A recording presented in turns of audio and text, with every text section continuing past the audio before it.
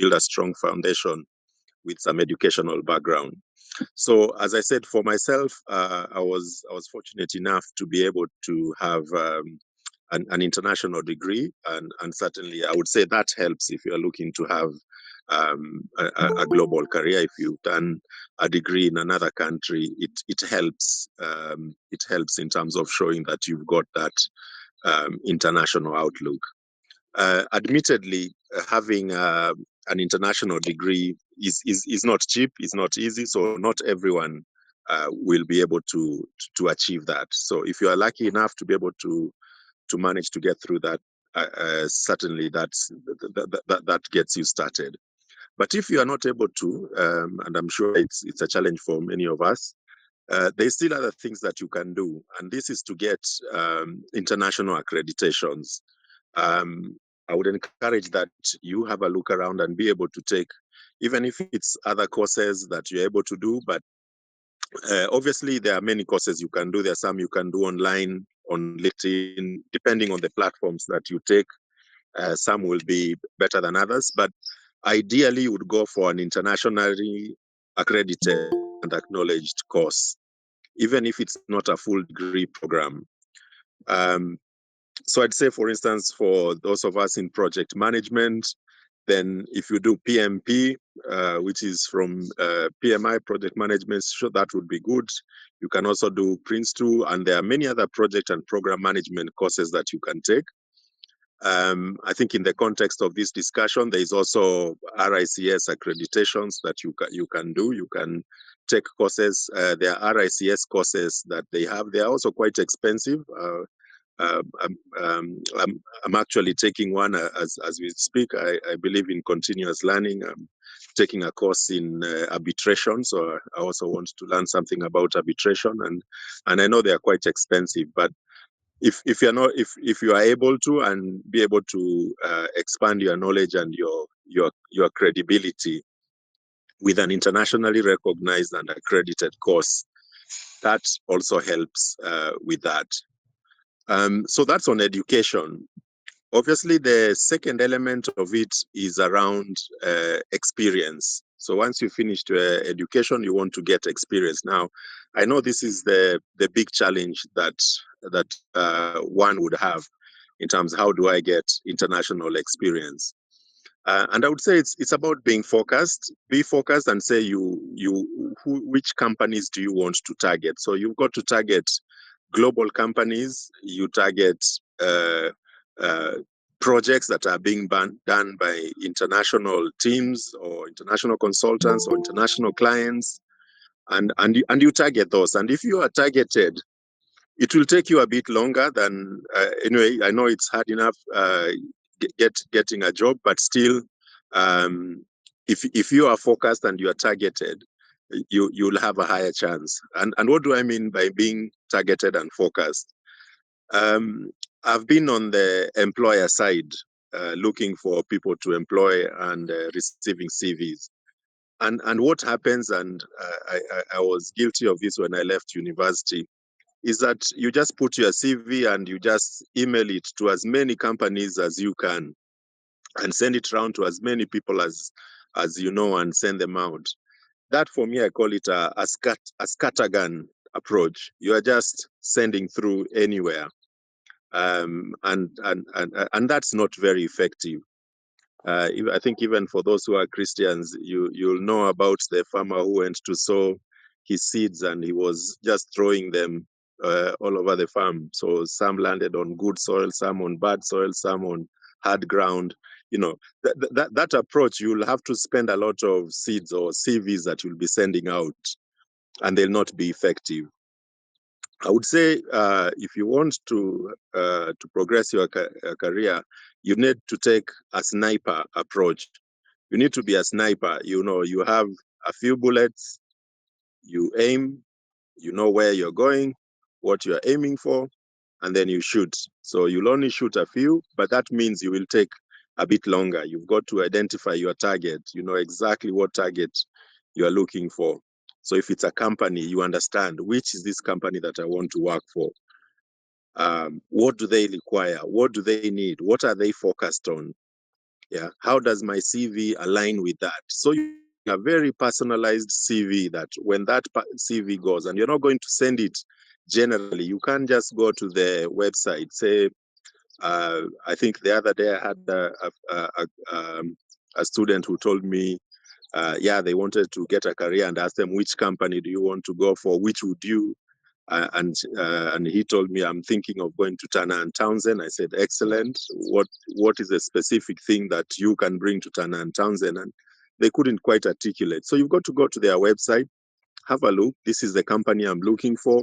This is what I bring, and you are able to target it. And even if it means understanding who is the lead in that department, so that you're not just sending your CV to a general email address that you picked from the website and send it out and expect something to happen.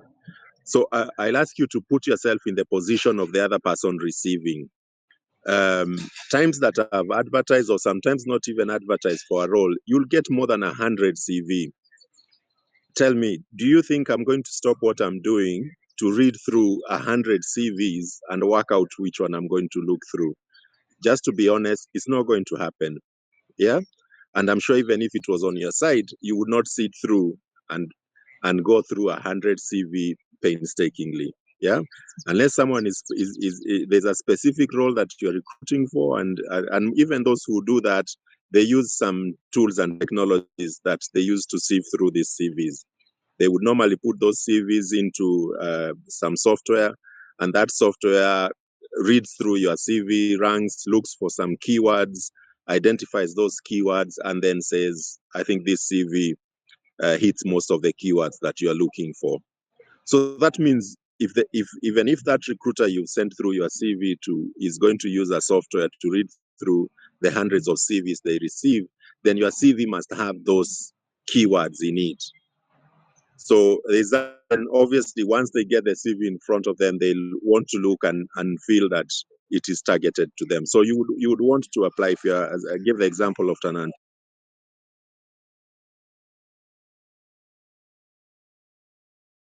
then you're able to say, I want to join a 1,000 department, I want to be working in this area.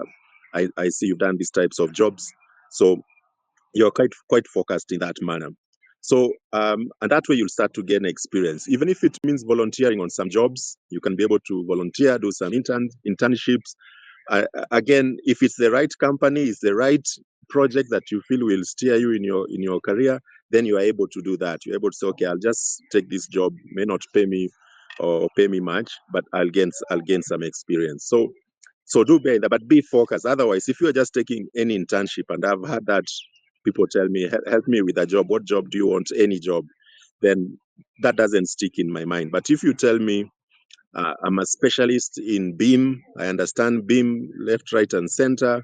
If there is a role that requires an expert in BIM, um, you can talk to me. Then that sticks in my mind. I may not have a role straight away, but as I go through my day and something comes up and I'm like, oh, okay, this one they mentioned BIM, and then I remember, yes, there's someone who told me they have skills in this area. Then your name will pop up and I'll look for you. But if you just told me you want any job, then any job it's not gonna stand out in me. So anyway, that's the second point in terms of gaining experience.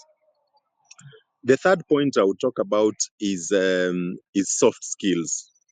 And this is something I think, I don't know if at your universities they focus, but I know in my time and even where I'm lecturing at the moment, I feel we don't spend enough time on those soft skills. And what do I mean by soft skills?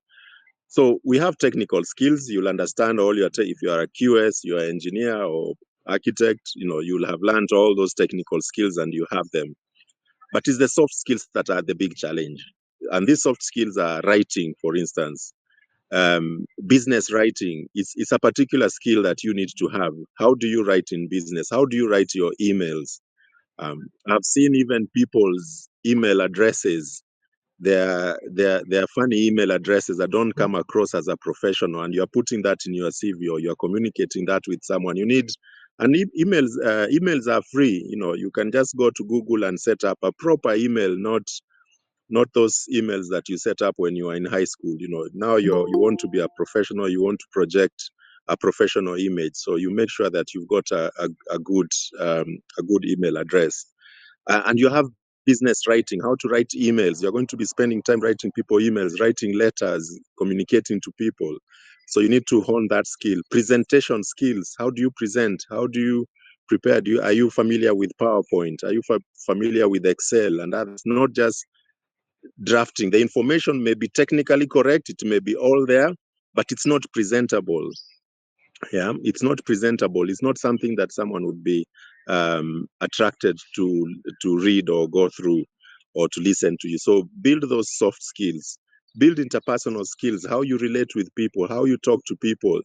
And you can practice this at university, practice even in class, asking questions, engaging with the lecturers. If you have clubs, join those clubs. If there are leadership positions, take those leadership positions. You learn about management and leadership. So those soft skills make a difference, because that day, if you get through your CV to a point someone is talking to you, then it will be your personal skills that will take you through. They could be like, he's a very sharp guy, but actually, he doesn't seem like he can communicate very well, or his points are not coming across very well. So, but if you are well articulated, it does help a lot on that. So I would say also spend some time on your soft skills. And in relation to that, a fifth area I would say to look at is languages. If you are able to also learn a foreign language, I would say that's really key. Obviously, in Africa, we've got a lot of English, French-speaking, Portuguese-speaking countries. So if you want to work across Africa, then it helps to be able to speak those languages. If you want to work internationally nowadays, there's a lot of Chinese work that is going on. We've got people from Middle East, so maybe you could think about Arabic or Chinese.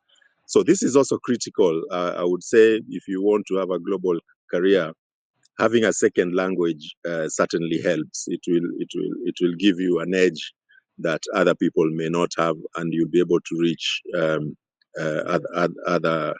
other international clients and companies. Similar to that, I think a sixth thing that I would say to think about is technology. I think, as we know, in this day and age, technology is absolutely paramount. So I would expect that even as much as we are doing construction and built environment courses, you need to understand technology. There is no way you're going to survive in the future world without understanding technology. And it's not just simple. I think in our time, we used to get away with saying, I understand Microsoft packages. I know how to use Word, Excel, PowerPoint. That is taken for granted. You should be able to use, those are simple packages. What I'm talking about is things like AI, things like programming. Do you understand how to write scripts? Do you understand how to write programs? Can you, when you are using that software, even if it's WinQS or any other AutoCAD or ArchiCAD, can you be able to go behind the back of it and write a script or create a plugin that connects with that? And the more you understand technology, that will be critical. The second one is data analysis. In relation to this, you need to understand the data analysis tools that are in use. Power BI. Power BI is a particularly strong one. So you need to understand how big data analytics happens.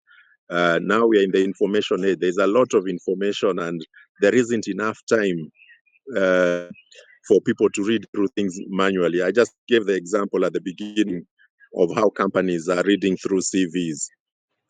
There's no way someone will have enough time to go through 100 CV. What are they going to do? They'll throw those 100 CVs into a software. That software will then read those CVs and generate a ranking of the CVs. Now, for the software to do that, someone has to code it. Someone has to give it the instructions. What instructions is this CV going to follow? What is this software going to follow to read through this CV? So that means someone has to code it. And it's the same. It's the same when you come to construction. So you need to understand big data analytics. You need to understand how to code. You need to understand how the visualization, data visualization, how this data can be presented and made interesting to people. So that's another element that you can look at. My final tip, I would say, um, is on networking. Now, all those things I've talked about are very much things that you can just do in the comfort of your home on your own. But we know the real world is made up of people, real people. So you need to interact with people. Even if you're a student, don't just wait and say, I don't know anyone. The only people progressing are connected people. You must know someone to get ahead. And I say it is true. It is true. You must know someone to get ahead. But if you take yourself as a victim that you only have to have someone to introduce you to someone, if you take the responsibility on yourself, I'm going to get known. I'm going to get to know people. There are things you can do even as a student that you would help you to start becoming connected and become the go-to person. For instance, we are in the social media era now. Um, do you have a social media presence? I know you always see all this social media. You take it is only for entertainment purposes. You can also be an influencer in a technical field. Yeah.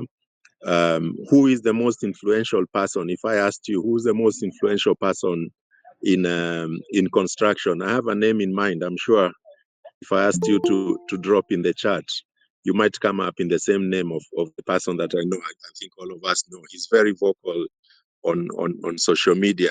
Yeah, and he's known. So that is something you can do. You don't need to know anyone to do that. Yeah. So get yourself into a niche. If you are an expert in BIM, you are a QS in a particular area, or there's something that you know and you're passionate about, there's nothing stopping you from doing blogs, posts, videos. Get yourself out there in social media, get to understand. um, I gave a similar tip to my students about two years ago, and one of my students told me, I'm really passionate about hotels. That is what I want to do. He's a project manager, and he said, I really want to work in hotels. And I said, that's great. If your target is hotels, identify the key hotels that are out there that have construction jobs, and follow through all these tips that I made. And he did that. He identified Hilton and said, I'm gonna go for Hilton. And he's seen Hilton is doing projects here and there. He followed up, he found out all they're doing. And just strangely, he got to find that Hilton was actually doing some project in some remote part of the country, which I didn't even know about. And he reached out to them about that project because he knew in Nairobi there's so much competition. And he got the job. Just before he graduated, he had already got a job with Hilton, and they sent him to some remote place to help them with some project that they were doing there.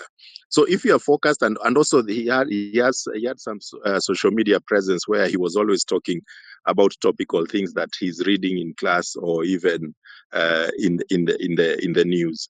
So have that social media presence.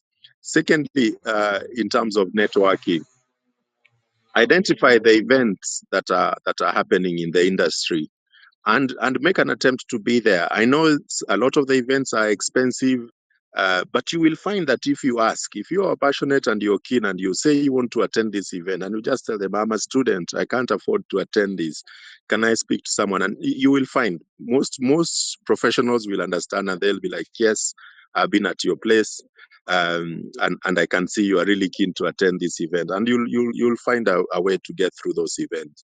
Then at those events, you'll be able to meet people, talk to people, be professional, be smartly dressed, present yourself as a professional, and you'll get that. To be frank, my first job, I got it through that. I attended an event. I happened to be sitting next to someone I didn't know who they were, and we were just chatting. And I told him, He asked me, what would you like to do when you finish university? That time I was doing my PhD.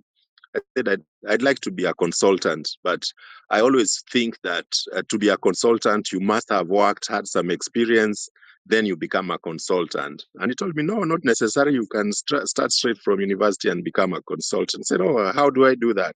I said, no problem. You gave me his card. He told me, you talk to me next week on this. And after that, that was how I got my first job. He took me on, and he felt that I knew what I was looking for.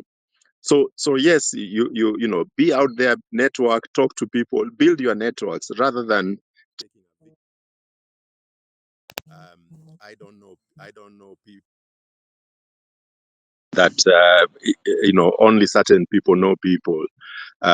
You have to build your network yourself, and you can certainly build it. So I think those are the tips that I've got at the moment. So I'll pause there and maybe take some thoughts or comments from you, and maybe interact a bit and see if we can progress the conversation. Thank you. So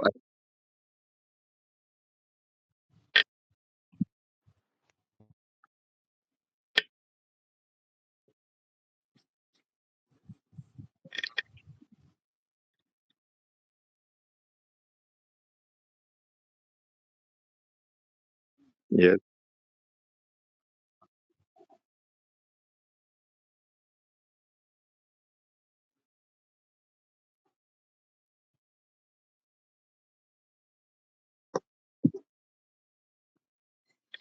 okay, thank you. So yes, I have to admit that obviously the competition is much higher than in my time. You know, nowadays the applications for scholarships are very high. But on the other hand, there are a lot of scholarships that are out there. I've actually even been seeing some people posting on LinkedIn the list of scholarships, and I think there are over 50 scholarships that are out there, from the Chevening scholarship. There are very many. So you've got to do your research at the end of the day. Find out which are these scholarships that are out there. What are their requirements? And it's actually a whole process of application. For me, I actually started applying for my scholarships when I was in my third year.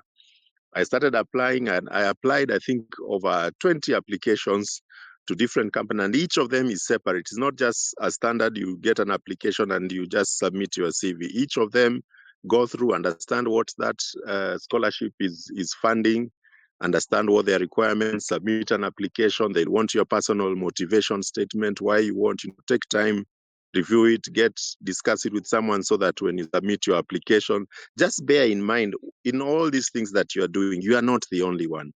Just imagine on the other side, there is someone who is going to receive 100, 1,000 applications. How will your application stand out compared to what will be different? Or are you just one of the 100, just hoping by chance yours will be picked up? It doesn't work that way. So is that identifying the scholarships, preparing for them, using the sniper approach. I said, focus, know exactly what you want, prepare your application, then you submit. At the same time, you also need to identify the course that you want to do. There is no generic thing. You can't be applying for scholarships each and everywhere. You know, you'll go to scholarships, they say these ones are for engineering, these ones are for architects. You know, so you have to find, this is what I want to do, and then you focus on that, and you are able to find the scholarships that are targeted to what you're looking for. Yeah. So I'd say it's the same approach: is identifying those scholarships, following through, and you apply. And sometimes you may not get the full scholarship. You know, it could be partial. They say, we'll take a bit of your fees, maybe we'll support you with this, we won't support you with the flights or accommodation. So just go with that. But the first bit also, I would say, is to get the application into the university that you want, so that you also have a course that you've already been accepted. So, you know, because it's different. You are looking for scholarship to do a course, but you also need to be accepted to a course. So it's unlikely. There are some scholarships that are open-ended, where they'll tell you just apply and we'll give you the scholarship. Then you look for a course. But most will want to know that you've already been accepted in a particular university. pick the course that you feel you can be accepted, then you apply for that. Then once you've been accepted, then you start looking for the scholarship, or you do both at the same time. You are applying for courses, you're also applying for scholarships. Yeah, thank you.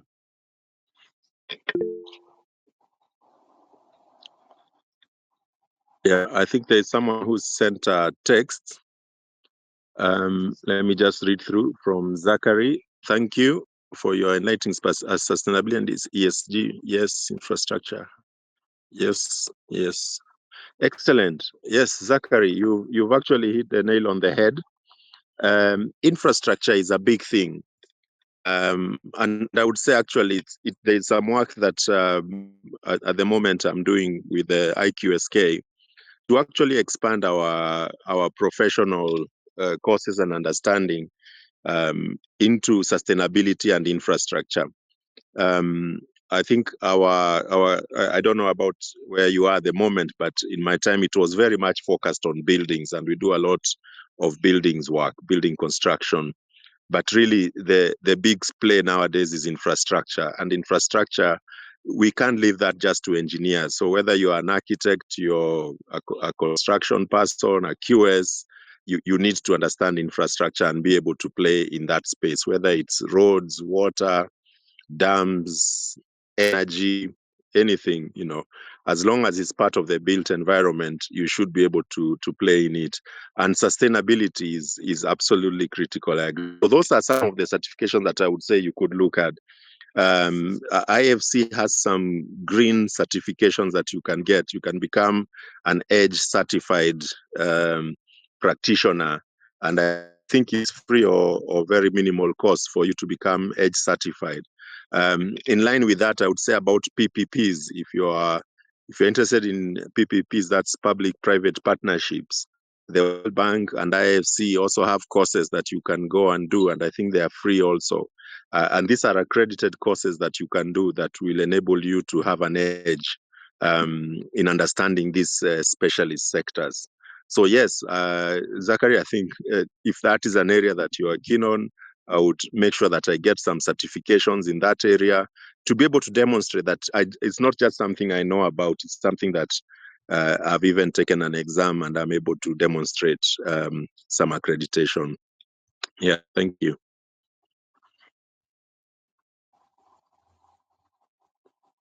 Okay.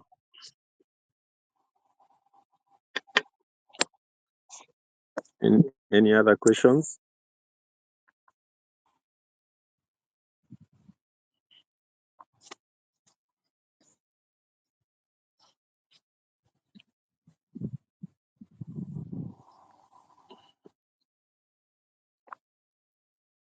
Okay.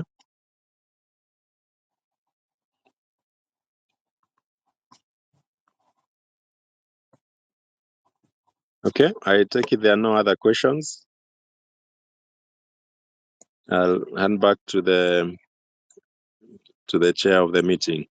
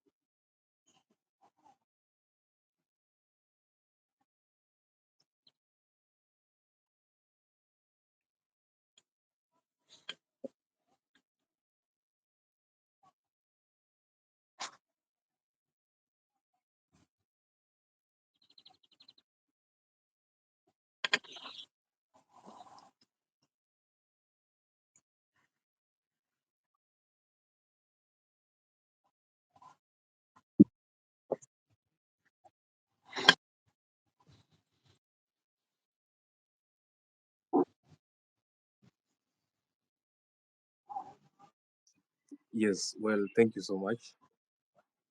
I want to thank all of you for this opportunity. I want to thank you for availing yourselves for this webinar. And I must say, it has been insightful. I want to thank our speakers, that is Dr. Waweru and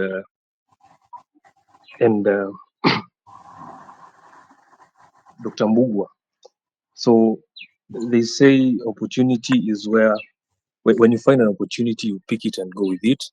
So I think what has been discussed here about we getting prepared for the opportunities that are ahead, so that we put ourselves in a position where we can best utilize the opportunities that avail themselves. So I want to say that what we have been told, we have noted.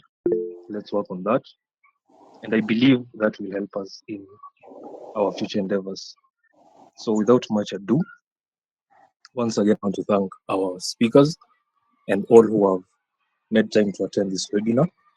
And we shall be working around with our fellow colleagues to organize for more of this.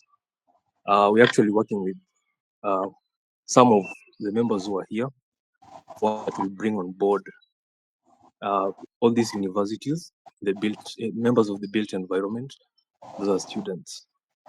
So we shall be communicating also. Thank you so much. God bless you all. Yeah. Thank you.